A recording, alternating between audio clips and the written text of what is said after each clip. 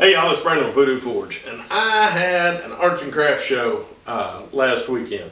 A big show that we normally have in Tennessee got canceled, and so these people in 3 weeks pulled this show out, and I shot a little footage at it, so I thought you'd like to see some of it, so let's go look at it. Hey y'all, it's Brandon with Voodoo Forge. This is kind of a weird one. I'm at a fall arts and crafts show.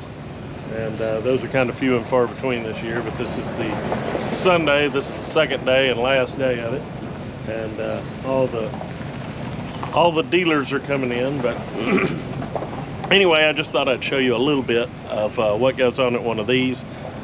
This one's a little weird. It was last minute. The big arts and crafts show at Belt Buckle, Tennessee got canceled this year because that's what happens to things this year. So this was kind of a last minute, these people put on a show, which has been good. It's got about a little over 80 vendors kind of helped save their butts. But I'm demonstrating, and they kind of threw me in last minute. And I'm down here next to one of the stages. They had some people play there yesterday. And this is at a local distillery. Not a brewery, a distillery. This isn't Milwaukee, this is Tennessee. We make whiskey. So, this is where I'm demoing at. Just a little bit of my booth here I'll show y'all. This is one of my tents I take to shows. Whoop, got somebody coming.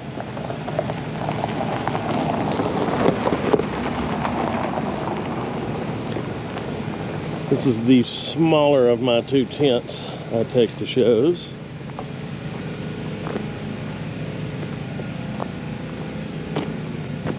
But this is me down here in this hole. There's the distillery and the rest of the show. We'll look at it here in a minute.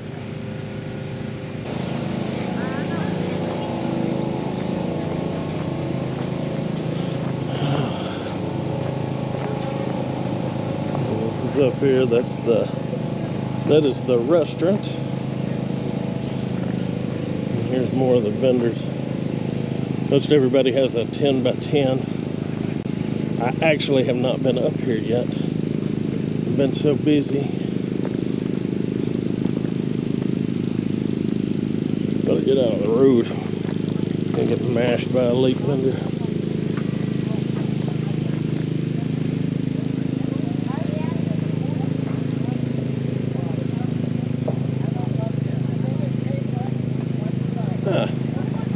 Another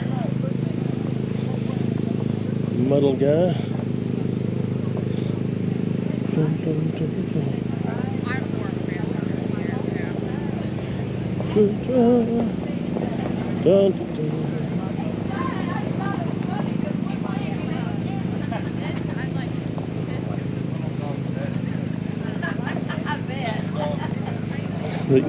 These guys sell mullet hats.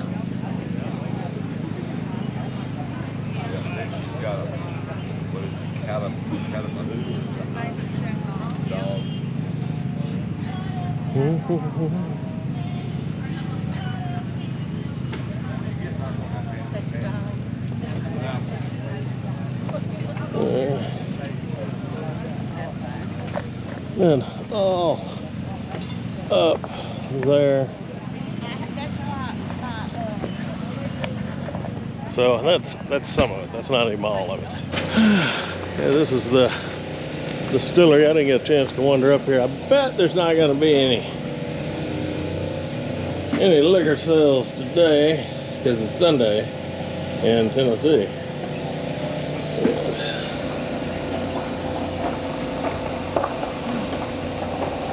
Oh, so there was a chance of me getting samples yesterday for free, and I missed that. A little hovel where they've got me.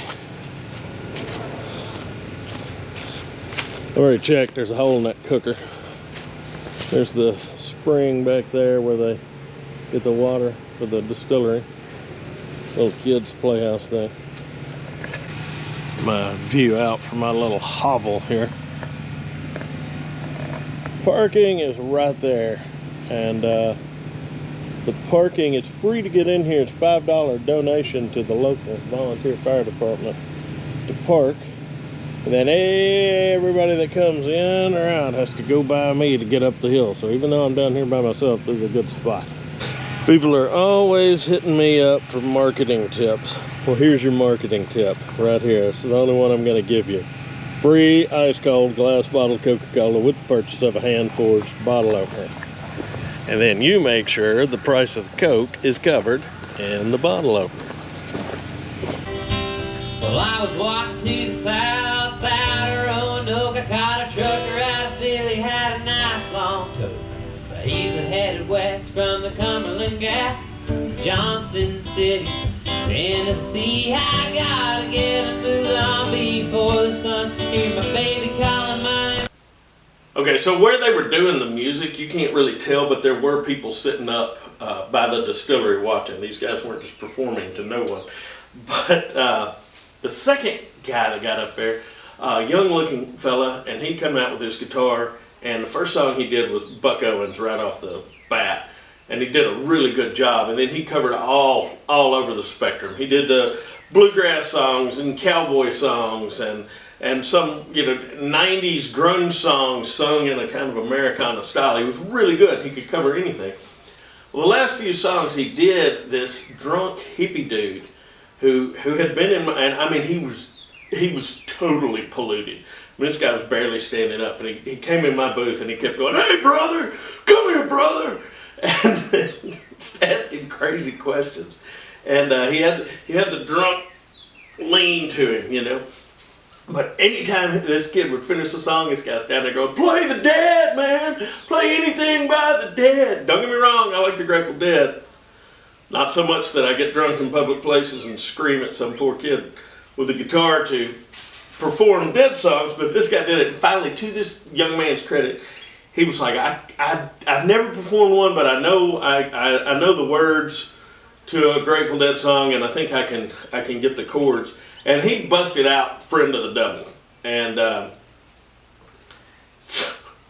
so that's what's going on here. Is this kid just pulled this song totally out of his rear end, and drunk hippie guys kind of wandering around excited about it. So I thought that was worth noting. That was an interesting point in all of this. I've got a wife and she don't babe and one Cherokee. First one says she got my child, but it don't look like me.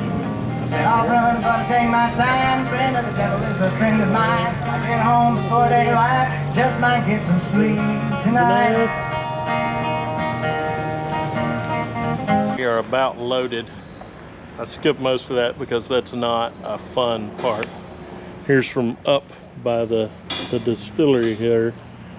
Down here's where the stage was. Here's where we were. And girls are being good girls and helping load. I'm telling you, if you won't get help anymore, you gotta make it yourself. You having fun, Etta? What? You having fun? Yeah. Yeah? Okay. Joe, you having fun? Yeah? Okay. Oh. Alright. Jules putting our last ratchet strap on. And then we are heading to the barn. You gonna wave at her? You gonna wave, Joel? I'm not gonna wave. Okay, y'all. Well, that's that was the show. Now, a couple of things I will mention about this is, okay, I demonstrated at this show. And I don't always demonstrate at shows, but when I do, I keep my demonstrations pretty simple. I make like a leaf or a drive hook, something that I can do in a fairly short amount of heats, and it starts looking like something pretty quickly, because people aren't going to stay for a long demonstration. You're not demonstrating for blacksmith, you're demonstrating for regular people. Also, when you demonstrate, you get people who want to put their input in a lot and just kind of smile and agree with them is the best way to handle that. there also turned out to be another blacksmith at this show. I didn't know there was going to be another blacksmith there. I try not to do shows this small with another blacksmith there. It's not, it just, there's some things that we all make. And like triangles and simple J-hooks and stuff. I mean, there's only so many ways to make those. So, you know, there's going to be some overlap there. But there was another blacksmith there, but he had a totally different style in mind, so I don't believe we stepped on each other's toes. But that's the thing that happens sometimes, is you'll have another blacksmith there. But all in all, we had a good time. It was a profitable show. We had a good show. I'm still not unloaded from it yet, but I kind of took yesterday off. But we'll get everything put up today. But anyway, if you have any questions or comments, leave them down in the comments. If you like the video, please hit the like button. That really helps us out. And if you hadn't subscribed, subscribe to the channel. We'd appreciate that. And y'all behave yourselves. I had some kind of allergic reaction to something last night. I don't know. This eye right here started itching and swole plumb shut. And then this one started. I ended up taking like 3 Benadryls and finally passing out. This one still hadn't got back to normal. The bag is larger than normal. So if you're wondering if you can even tell, that's why I look like this. Because, you know, I needed more help to look like the Crypt Keeper than I already have. So anyway, if you're wondering why does Brandon look like, you know, his eyes like that, apparently I'm allergic to something in the shop that strikes at random.